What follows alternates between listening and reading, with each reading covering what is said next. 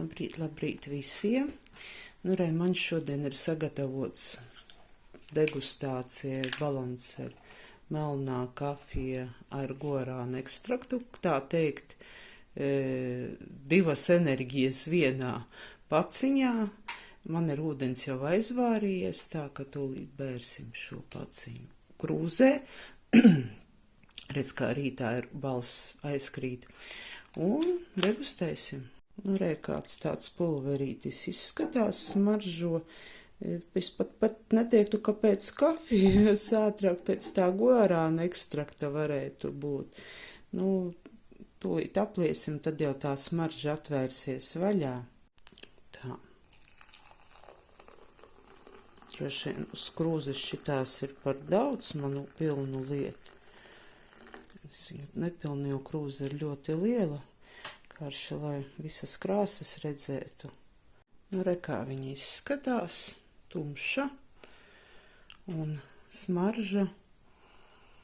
Jā, smaržo pēc kafijas, tāda viegls kaut kāds piejaukums, arī kaut kā cita, tāda kā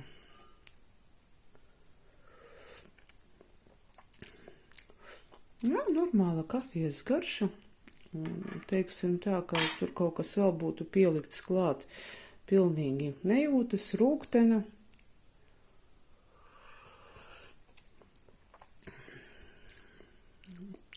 Patīkama.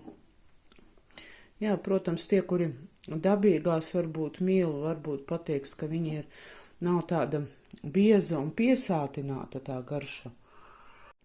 Manā uztverē viņi ir starp šķīstošo, tas ir tieši tādas tīri labas kvalitātes, un dabīgo.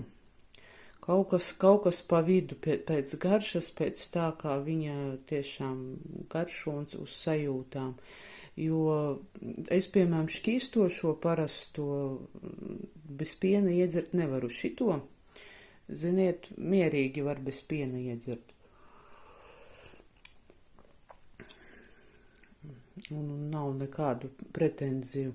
Kaut gan es varbūt pieniņu arī pieliešu klāt. Bet, jā, pagaršošanai, izgaršošanai varbūt kādam iepatīkas. No rīta, kā es arī teicu, ka dubult enerģija kafijā ar guarānu ekstraktu, bet guarāns vēl ir ne tikai enerģija, viņš arī sirdī ir labs, cik es tā kaut kur lasīju.